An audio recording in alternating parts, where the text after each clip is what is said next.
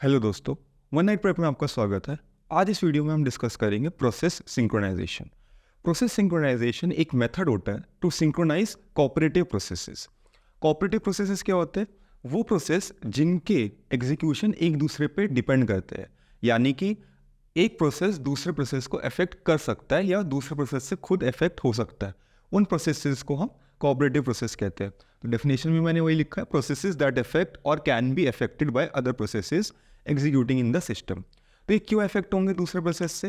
क्योंकि ये एक कॉमन फाइल शेयर कर रहे होंगे या कॉमन कोड, कॉमन मेमोरी, कोई कॉमन रिसोर्स, इनमें से कुछ वो शेयर कर रहे होंगे, तभी वो एक दूसरे पे डिपेंड करते हैं। फॉर एग्जाम्पल प्रिंटर है। अब आपने एक पीडीएफ फाइल प्रिंट करने के लिए कमांड दी और वो प्रिंट हो रही है, और आपने तुरंत एक दूसरी पीडीएफ फाइल भी प्रिंट करने के लिए दी थी। तो क्या वो दूसरी पीडीएफ फाइल तुरंत प्रिंट होती? नहीं। जब तक पहली पीडीएफ फाइल कंप्लीटली प्रिंट नहीं हो जाती तब तक दूसरी पीडीएफ फाइल स्टार्ट नहीं होती। तो इन्हीं प्रोसेसेस को हम कोऑपरेटिव कहते हैं, क्योंकि अगर दोनों साथ में एग्जीक्यूट होंगी तो दोनों पीडीएफ फाइल्स का जो कंटेंट होगा वो मिक्स हो जाएगा और आपको जो रिक्वायर्ड आउटपुट है वो वैसा नहीं मिलेगा। तो कोऑपरेटिव प्रोसेस क्या होते हैं? वो प्रोसेसेस जो common files, resource, memory, code, इनको शेयर करते हैं। तो उनकी सिंक्रोनाइजेशन बहुत ज़्यादा इंपॉर्टेंट है। उसी को हम प्रोसेस सिंक्रोनाइजेशन कहते हैं। क्यों इंपॉर्टेंट है?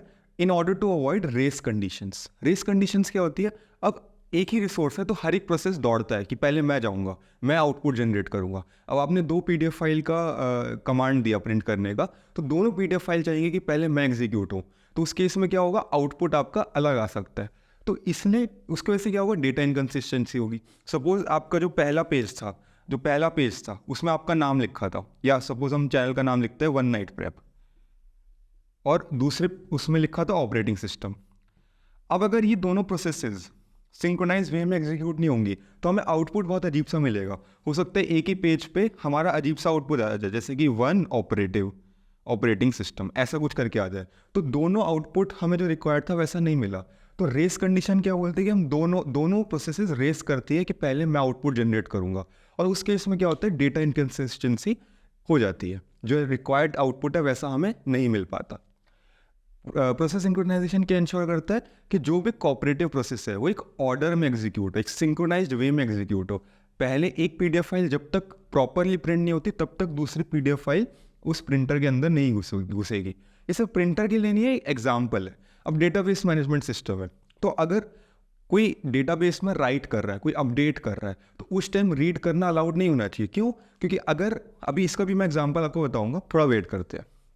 अब रेस कंडीशन समझते हैं थोड़ा डिटेल में। अभी तो हमने बस ये समझा कि रेस कंडीशन क्या है, कि हर एक प्रोसेस दौड़ रहा है एक प्रोसेस एग्जीक्यूट करने के लिए, जिसकी वजह से आउटपुट हमारा गलत हो सकता है। तो रेस कंडीशन क्या बोलती है? जब कॉन्करेंट प्रोसेसेस एग्जीक्यूट होना चाहते हैं, कॉन्करेंट मतलब एक साथ प्रोसेस, बहुत सारे प्रोसेस एक साथ एक ही कोड को या क्रिटिकल सेक्शन को एक्सेस करते हैं। क्रिटिकल सेक्शन क्या होता है? एक ऐसा सेक्शन जिसमें कॉमन कोड है, कॉमन फाइल है, कॉमन वेरिएबल्स है, जिन पे मल्टीपल प्रोसेस एक साथ काम कर रहे हैं। जैसे कि आपका डेटाबेस मैनेजमेंट सिस्टम, तो उस पर मल्टीपल प्रोसेस एक साथ काम कर रहे हैं। तो उस केस में अब फॉर एग्जांपल आप आईआरसीटीसी की वेबसाइट पे टिकट बुक कर रहे हो, तो जब आप टिकट बुक कर रहे हो तो एट द सेम टाइम आप रीड नहीं करते ना अपनी ही टिकट। क्यों? क्योंकि पहले राइट प्रोसेस एग्जीक्यूट हो रहा है। जब तक वो राइट प्रोसेस एग्जीक्यूट होकर आपकी टिकट आपको नहीं मिलती, तब तक आपको डेटाबेस में रिफ्लेक्ट ही नहीं होगा कि आपकी टिकट बुक हो गई है। तो जब वो राइट प्रोसेस हो रहा होता है तब तक उस केस में आप कुछ भी नहीं कर सकते। जब पेमेंट आप करते हो तो लिख के आता है payment is processing, do not click anything. क्यों? उस केस में एक लॉक हो गया, आपकी स्क्रीन लॉक हो गई। अब आप कुछ क्लिक मत करना, आपको अलाउड ही नहीं क्लिक करना, क्योंकि उस केस में क्या हो रहा है? डेटाबेस अपडेट हो रहा है। तो उस केस में हम क्या करते हैं? उसको हम क्रिटिकल सेक्शन कहते हैं। कि क्रिटिकल सेक्शन क्या है? कि ऐसा पार्ट ऑफ कोड जिसमें common instructions, common processes, common code है, कॉमन फाइल है, जो मल्टीपल प्रोसेसेस एक्सेस कर सकती है। वापस इस कंडीशन पे आते हैं। तो when concurrent processes tries to access the critical section, then the output may be wrong as all the process are racing to produce the output. बिल्कुल सही बात है, जैसे कि मैंने अभी आपको बताया कि क्रिटिकल सेक्शन में जब मल्टीपल प्रोसेस एक साथ आएंगे तो उस केस में क्या होगा? आउटपुट हमें गलत मिलेगा, डेटा इनकन्सिस्टेंसी होगी, जैसा डिजायर्ड आउटपुट है वैसा नहीं मिलेगा। तो अब इस चीज़ को अवॉइड कैसे कर सकते हैं? रेस कंडीशन को हम अवॉइड कैसे कर सकते हैं क्रिटिकल सेक्शन में? कि हम लॉकिंग मैकेनिज्म का यूज़ करें, कि जब तक एक पीडीएफ फाइल प्रिंट नहीं होती तब तक दूसरी स्टार्ट भी नहीं होगी। तो एक लॉक हमने क्रिएट कर दिया। तो इसी को अभी हम पूरे डिटेल में समझेंगे। तो आई होप अभी तक आपको क्लियर होगा। और ये चीज़ आपके IRCTC वेबसाइट पे भी है। जब आप एक पेमेंट करते हो, बुक करते हो, तो तब डेटाबेस अपडेट हो रहा होता है, तो उस केस में आप कुछ और कर नहीं सकते, आपकी स्क्रीन लॉक हो गई, तो एक लॉकिंग मैकेनिज्म होता है। क्रिटिकल सेक्शन को एक बार देख लेते हैं। तो it is a group of statements, instructions और region of code that needs to be executed atomically else can affect the output. तो एक ऐसा रीजन ऑफ कोड है या स्टेटमेंट्स है जिनको एटॉमिकली एग्जीक्यूट करना है। एक बारी में एक ही प्रोसेस घुसेगा और वो कंप्लीट सारे इंस्ट्रक्शंस एग्जीक्यूट करके ही बाहर निकलेगा, बीच में बाहर नहीं आएगा, क्योंकि उससे दोबारा से डेटा इनकन्सिस्टेंसी आएगी। कहीं ना कहीं डेटाबेस DBMS में आपने एटॉमिक प्रॉपर्टीज़ पढ़ी होंगी, एसिड प्रॉपर्टीज, इसमें एटॉमिसिटी हमारी एक पहली प्रॉपर्टी होती है। तो वही लिंक्ड है कि क्रिटिकल सेक्शन के अंदर जो कोड है वो एक बारी में एग्जीक्यूट होगा और एट ए पर्टिकुलर टाइम एक ही प्रोसेस उस क्रिटिकल सेक्शन में घुस सकता है, मल्टीपल प्रोसेस नहीं घुस सकते। अभी तक आपको क्लियर होगा। अब हम क्रिटिकल सेक्शन के बारे में देखें, देखते हैं क्रिटिकल सेक्शन के रूल्स और क्रिटिकल सेक्शन प्रॉब्लम के जो सोल्यूशन है वो क्या क्या कैरेक्टरिस्टिक्स को सेटिस्फाई करने चाहिए। तो पहले बात करते हैं रूल्स की। एक rough code critical section problem का सोल्यूशन का कुछ ऐसा दिखता है। उसमें एक एंट्री सेक्शन होता है, वो एंट्री सेक्शन एक परमिशन प्रोवाइड करता है उस प्रोसेस को कि वो क्रिटिकल सेक्शन में एंटर कर सकता है या नहीं कर सकता। तो एंट्री सेक्शन का क्या काम है, एक परमिशन प्रोवाइड करना। तो प्रोसेस आने से पहले यहाँ पे एक रिक्वेस्ट जनरेट करता है कि क्या मैं क्रिटिकल सेक्शन में एंटर कर सकता हूँ या नहीं, और एंट्री सेक्शन उसको अलाउ करता है या नहीं करता। इसका प्रॉपर इम्प्लीमेंटेशन अभी हम देखेंगे जब हम सोल्यूशनिंग की बात करेंगे। जब उसको ग्रीन सिग्नल मिल जाता है तो क्रिटिकल सेक्शन एंटर करता है, जहाँ पे हमारा shared variable, shared code exist करता है। जब वो अब सारे फंक्शन, सारी स्टेटमेंट को एग्जीक्यूट कर लेता है तो क्रिटिकल सेक्शन से बाहर आता है और एग्जिट सेक्शन में जो भी उसको काम करना होता है, सपोज लॉकिंग मैकेनिज्म है तो यहाँ उसने लॉक को ले लिया होगा, लॉक अपने पास लिया होगा। अब यहाँ पे वो लॉक को रिलीज़ करेगा जिससे कि जो बाकी प्रोसेस है वो घुस पाए क्रिटिकल सेक्शन में। तो एग्जिट सेक्शन में इस टाइप का प्रोसेस होता है। बचा हुआ कुछ कोड हमें एग्जीक्यूट करना है तो उसको हम रिमाइंडर सेक्शन में रखते हैं। तो ये 4 रूल्स हैं जो कि फॉलो होते हैं क्रिटिकल सेक्शन के अंदर।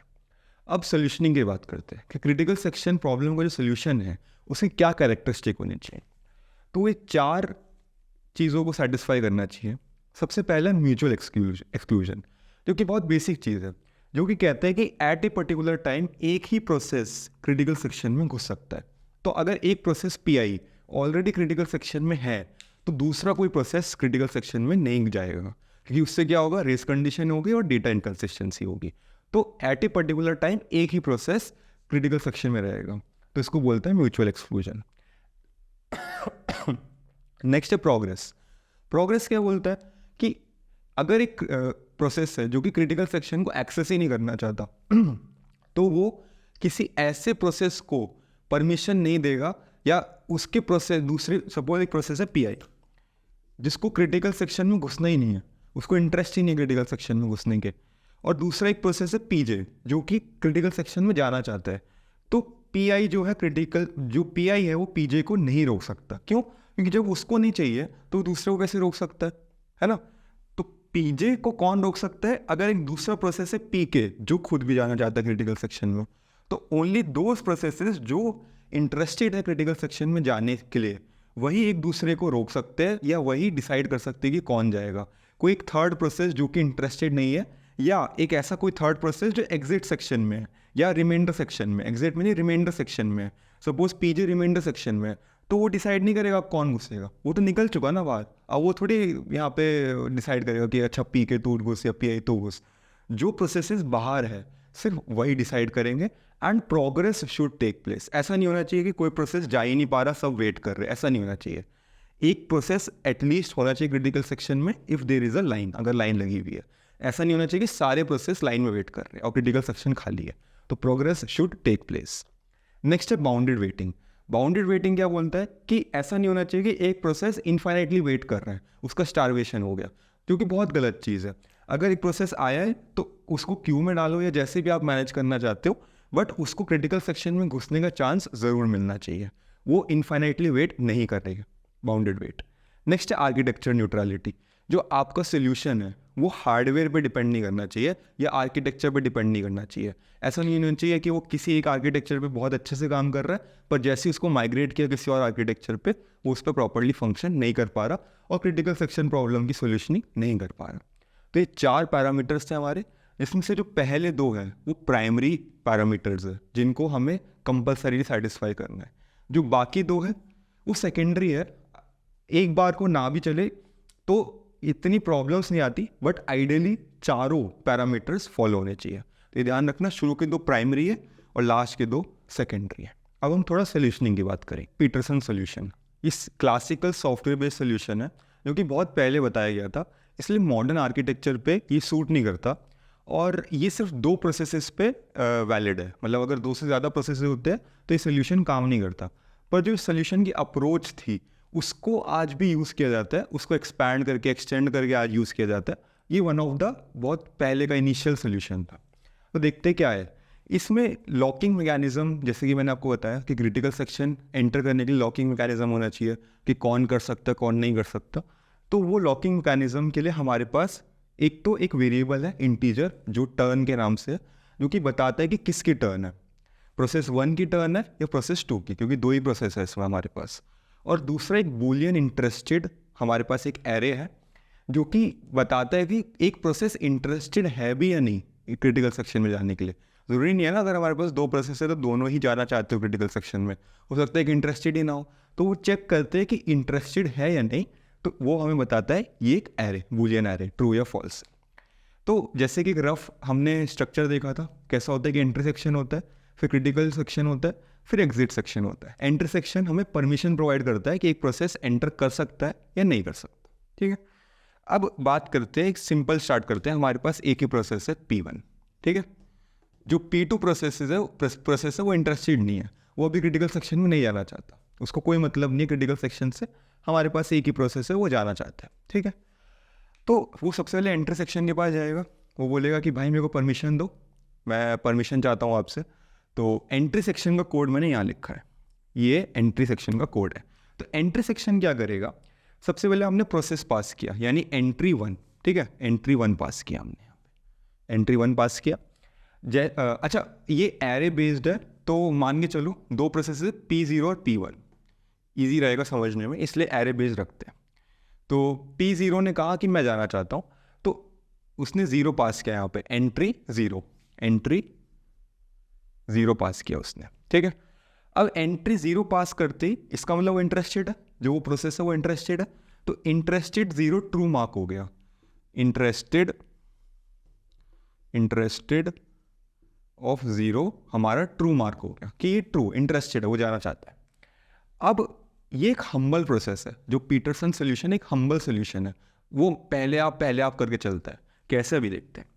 उसने कहा कि दूसरा प्रोसेस क्या होगा, ऑब्वियसली 1 माइनस करंट प्रोसेस।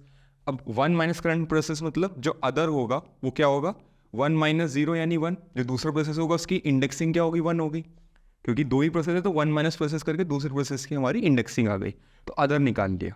अब उसने बोला turn equal to other, humble process. उसने कहा कि भाई मैं पहले नहीं जाऊँगा, हाँ मैं इंटरेस्टेड हूँ, पर मैंने टर्न तेरी दे दी। टर्न कहा कि भाई अदर के बराबर, यानी तू, मैं कह रहा हूँ तेरी टर्न है, जा खुश रहे। तो हमारे पास दो वेरिएबल्स थे ना, एक टर्न और एक इंटरेस्टेड। तो इंटरेस्टेड तो वो खुद था, फिर भी उसने कहा कि चल तेरी टर्न है, तू जाना चाहता है चला जा, ठीक है। अब ये वाइल लूप एग्जीक्यूट होता रहेगा कंटिन्यूसली। क्या बोल रहा है वाइल लूप, कि क्या दूसरा प्रोसेस इंटरेस्टेड है और क्या उसकी टर्न है। तो टर्न तो दूसरे की हमेशा होगी, क्योंकि इसी ने turn equal to other set कर दिया, तो ये बात तो हमेशा वैलिड है कि टर्न दूसरे की उसने फिक्स कर दी। पर क्या दूसरा इंटरेस्टेड है जाने में, नहीं, बिल्कुल भी नहीं है, वो तभी इंटरेस्टेड नहीं है, क्योंकि इनिशियली ये फॉल्स से इनिशियलाइज होता है, इनिशियली ये फॉल्स से इनिशियलाइज होता है। तो कोई क्या ये इंटरेस्टेड है, P1 बिल्कुल भी इंटरेस्टेड नहीं है, तो ये वाइल लूप चलेगा नहीं चलेगा। तो उस केस में क्या होगा, एंट्री सेक्शन से वो बाहर आ गया, एंट्री सेक्शन से बाहर आ गया, इसका मतलब क्रिटिकल सेक्शन में एंटर किया, क्रिटिकल सेक्शन में उसने अपना पार्ट जो करना था वो कर। अभी एक दूसरा सिनेरियो देखेंगे जिसमें P1 भी इंटरेस्टेड होगा, तब आपको समझ आएगा ये वाइल लूप का क्या यूज़ था, क्योंकि उस केस में वाइल लूप चलता रहेगा, ये इनफाइनाइटली चलेगा जब तक P1 बाहर नहीं आता, वो भी मैं समझाऊंगा। तो अभी एक हैप्पी केस देख रहे हैं, तो P0 ने ये वाइल लूप में जैसे ही घुसा, उसने कहा कि क्या दूसरा इंटरेस्टेड है, उसने कहा नहीं, तो वाइल लूप से सीधा बाहर आया, एंट्री सेक्शन से बाहर आया, क्रिटिकल सेक्शन एंटर किया, क्रिटिकल सेक्शन में जो उसको काम करना था वो उसने कर लिया।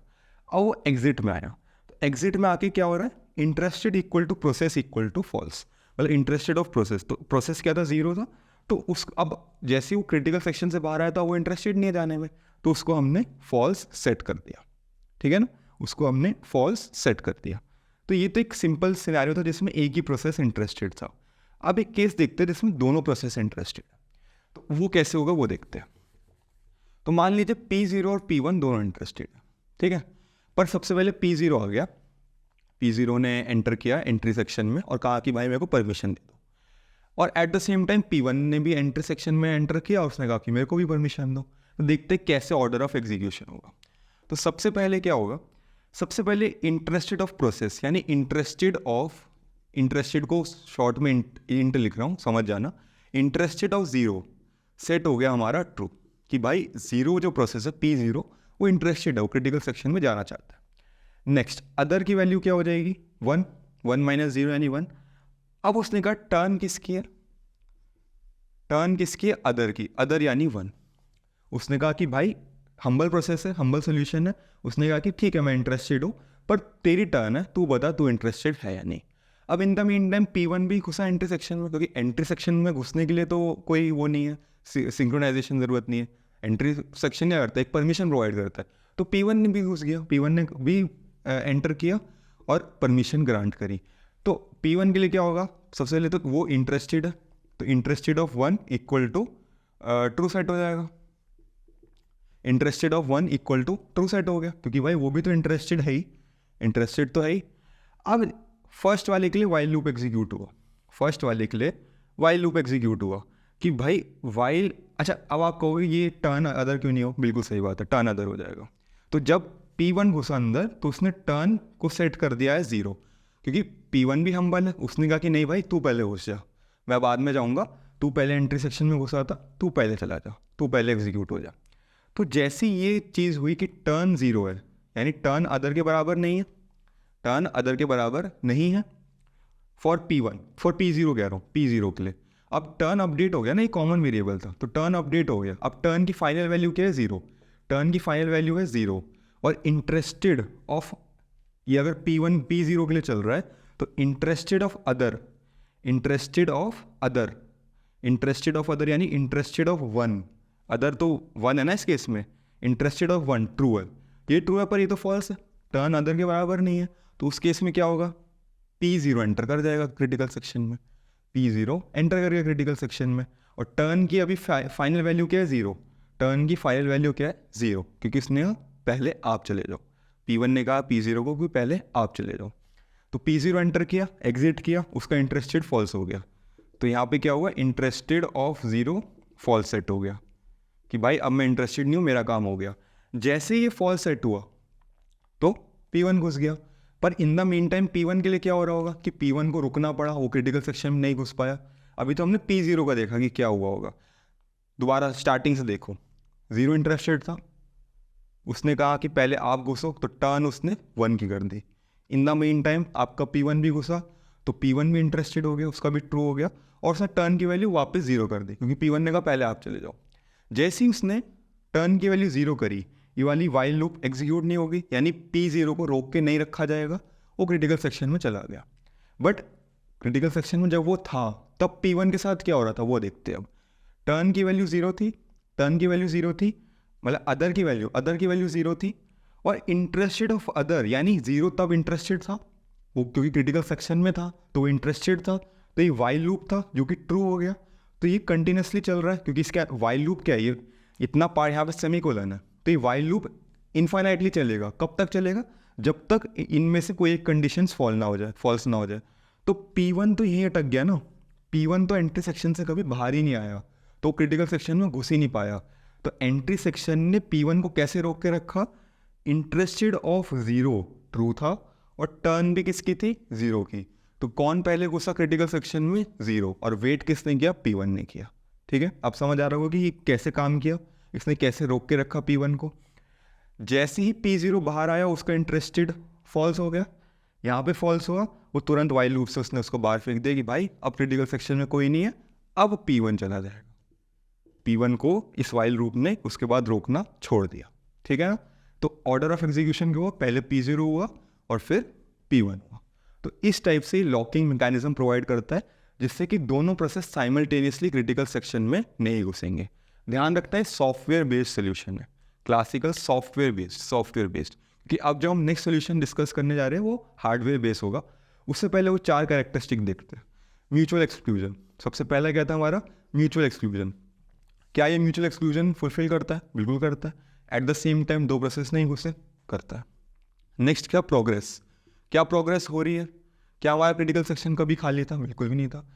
क्या ऐसा प्रोसेस जो बाहर बैठा था, जो इंटरेस्टेड नहीं था, उसने डिसाइड किया कि कोई घुसेगा या नहीं? जब पहले केस में हमने देखा P1 इंटरेस्टेड ही नहीं था, तो क्या उसने P0 को रोका? बिल्कुल ही नहीं रोका, P0 घुस पाया, तो बिल्कुल प्रोग्रेस भी हो रही है।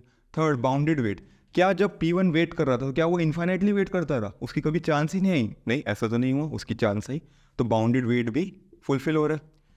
चौथा क्या था? आर्किटेक्चर डिपेंडेंट, क्या ये आर्किटेक्चर डिपेंडेंट है? नहीं, सॉफ्टवेयर बेस्ड सोल्यूशन है, हम कोड लिख रहे हैं तो कोड तो किसी भी आर्किटेक्चर पे चलता है, तो आर्किटेक्चर न्यूट्रलिटी भी फुलफिल हो गई। तो चारों कैरेक्टरिस्टिक्स हमारे इस केस में फुलफिल हो। अब देखते हैं test and set lock solution. ये एक हार्डवेयर बेस्ड सोल्यूशन है। हार्डवेयर बेस्ड सोल्यूशन है तो सबसे पहली चीज़ आर्किटेक्चर न्यूट्रलिटी को फुलफिल नहीं करेगा, ये तो आप ध्यान रखना, क्योंकि इसने खुद ही कहते हैं हार्डवेयर बेस्ड है, तो उस केस में आर्किटेक्चर पे ये डिपेंड करेगा, तो हमारा जो 4th पैरामीटर था वो फुलफिल नहीं होगा। ये जो पूरा कोड है असेंबली लैंग्वेज में लिखा जाता है, हार्डवेयर बेस्ड है, क्योंकि अभी समझाने के लिए मैंने एक नॉर्मल कोड लिख दिया C++ लैंग्वेज में, बट ये असेंबली लैंग्वेज में रजिस्टर्स के थ्रू लिखा जाता है। ठीक है, तो इसको लॉकिंग मैकेनिज्म इंप्लीमेंट करने के लिए हमारे पास एक बूलियन वेरिएबल होता है लॉक, जिसको हम इनिशियलाइज करते हैं फॉल्स। ठीक है, और ये रेस्ट्रिक्टेड नहीं है सिर्फ 2 प्रोसेसेस के लिए, जैसे हमारा पीटरसन था, ये मल्टीपल प्रोसेसेस के लिए वैलिड है। मान लीजिए अभी पहले डिस्कस करने के लिए एक ही प्रोसेस है P1। ठीक है, P1 आया, एंट्री सेक्शन में घुसा, वो परमिशन मांग रहा है कि क्या मैं क्रिटिकल सेक्शन में घुस सकता हूँ या नहीं। तो इनिशियली लॉक की वैल्यू क्या है? फॉल्स। फॉल्स मतलब लॉक अभी किसी ने अक्वायर नहीं किया है, ओपन है, कोई भी जा सकता है। अब P1 आया तो लॉक की वैल्यू क्या थी? फॉल्स। उसको हमने टेम्प में स्टोर करा, टेम्प में स्टोर किया, तो टेम्प की वैल्यू क्या हो गई? फॉल्स। टेम्प की वैल्यू हो गई फॉल्स। अब कोई एंट्री सेक्शन में घुसा है, इसका मतलब वो जाना चाहता है क्रिटिकल सेक्शन में, तभी उसने परमिशन लेना चाहा। तो जब वो परमिशन लेने के लिए घुसा तो हम लॉक की value by default true set कर देंगे, क्योंकि इसका मतलब कोई एक प्रोसेस है जो घुसना चाहता है, तो लॉक की वैल्यू हमने ट्रू सेट कर दी। अब ट्रू तो सेट कर दी, पर पहले क्या वैल्यू थी वो डिपेंड करती है। पहले क्या थी? फॉल्स। इसका मतलब अभी क्रिटिकल सेक्शन में कोई नहीं था, तो ये एग्जीक्यूट होगा वाइल लूप? बिल्कुल भी नहीं होगा। वाइल टेम्प की वैल्यू क्या है? फॉल्स, तो ये इससे बाहर आ जाएगा, यानी एंट्री सेक्शन से बाहर आ जाएगा। बाहर आएगा, क्रिटिकल सेक्शन में घुसेगा, अपना काम करेगा, क्रिटिकल सेक्शन से बाहर आएगा एग्जिट में। एग्जिट में क्या हो रहा है? लॉक को फॉल्स, यानी लॉक को हमने रिलीज कर दिया। अब कोई और प्रोसेस घुसना चाहता है तो वो भी घुसेगा। तो ये तो एक सिंगल प्रोसेस का मैंने एग्जाम्पल दिया। अब मान लो 2 प्रोसेस है, P1 और P2, दोनों इंटरेस्टेड है, दोनों जाना चाहते हैं क्रिटिकल सेक्शन में, तो दोनों परमिशन लेने के लिए घुसेंगे। मान लेते पहले हमारा P1 घुसा, तो लॉक की वैल्यू, इनिशियल वैल्यू क्या थी? फॉल्स। इनिशियल वैल्यू फॉल्स थी, तो टेम्प की वैल्यू क्या हो गई? फॉल्स। ऑर्डर ऑफ एग्जीक्यूशन यहाँ लिखता हूँ। तो सबसे पहले हमारी टेम्प की वैल्यू क्या हो गई? फॉल्स हो गई, और लॉक की वैल्यू हमारी ट्रू सेट हो गई। लॉक की वैल्यू हमारी ट्रू सेट हो गई, जब P1 घुसा तो। अब उसने चेक किया वाइल टेम्प, तो वाइल फॉल्स, यानी कि एंट्री सेक्शन से बाहर आ गया P1, और P1 को मिल गया क्रिटिकल सेक्शन। क्रिटिकल सेक्शन के अंदर P1 घुस गया। ठीक है, अब in the main time P2 भी आया परमिशन लेने कि भाई मुझे भी घुसना है। P1 अभी भी ऑलरेडी क्रिटिकल सेक्शन में है। P2 आया, जब P2 आया तो लॉक की वैल्यू ऑलरेडी ट्रू थी, इसका मतलब लॉक अक्वायर किया हुआ है किसी ने। P2 आया तो टेम्प की वैल्यू क्या हो गई? ट्रू। टेम्प की वैल्यू ट्रू हो गई, और उसके बाद लॉक की वैल्यू ट्रू सेट हुई। ठीक है, अगर हम नहीं भी सेट करते तब भी ऑलरेडी ट्रू थी, पर हमने दोबारा से इसको ओवरराइड करा, ट्रू सेट कर दी। अब ये वाइल लूप आया, वाइल टेम्प की वैल्यू क्या है? ट्रू। तो वाइल ट्रू, इसका मतलब ये लूप इन्फाइनाइटली चलता रहेगा। तो इसका मतलब P2 एंट्री सेक्शन से बाहर ही नहीं आया, एंट्री सेक्शन ने इसको रोक के रखा है कि अभी रुक जा, अभी मैं तेरे को जाने नहीं दूंगा, रोक के रखा है। अब P3 भी होता तो P3 भी सेम प्रोसेस से जाता जैसे P2 जा रहा है, उसको भी रोक के रखा जाता। अब लॉक इक्वल टू ट्रू हो गया। अब क्या हुआ? P1 था क्रिटिकल सेक्शन में, वो बाहर आया, एग्जिट में आया, तो लॉक फॉल्स डिक्लेयर कर दिया हमने, लॉक को रिलीज कर दिया, लॉक को हमने छोड़ दिया। तो जैसे ही हमने लॉक को छोड़ा, P1 बाहर आया और लॉक को हमने छोड़ा, लॉक इक्वल टू फॉल्स हुआ, तो उस केस में क्या होगा, अब टेम्प की वैल्यू अपडेट हो गई लॉक, क्योंकि ये हम उसमें कर रहे हैं असेंबली लैंग्वेज में, तो ये उससे स्टोर्ड है रजिस्टर्स के थ्रू, तो रजिस्टर अपडेट हो गया। अभी मैंने समझाने के लिए कोड लिखा है, पर ये रजिस्टर अपडेट हो गया, तो टेम्प की वैल्यू अपडेट हो गई फॉल्स।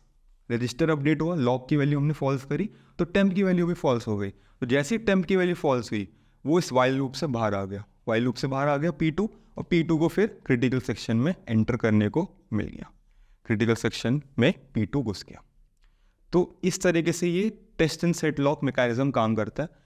आजकल बिल्कुल भी यूज़ नहीं होता, क्योंकि ये हार्डवेयर बेस्ड सोल्यूशन है, तो हर एक आर्किटेक्चर के लिए हमें खुद से सोल्यूशन लिखना पड़ेगा, तो इसको यूज़ नहीं किया जाता। बट ये इनिशियल अप्रोचेस थी पहले के टाइम में, जो कि रखी गई, जिससे कि हम लॉकिंग मैकेनिज्म और प्रोसेस सिंक्रोनाइजेशन को अचीव कर पाए और क्रिटिकल सेक्शन प्रॉब्लम को हम सॉल्व कर पाए। तो इस वीडियो में हमने बेसिक्स देखा कि प्रोसेस सिंक्रोनाइजेशन क्या होता है, क्रिटिकल सेक्शन क्या होता है, race condition, critical section problem, उसके कैरेक्टरिस्टिक्स, ये सब देखे। नेक्स्ट वीडियो में हम सेमाफोर्स, म्यूटेक्स और क्लासिकल प्रॉब्लम्स क्या होती है क्रिटिकल सेक्शन की, उनको हम देखेंगे।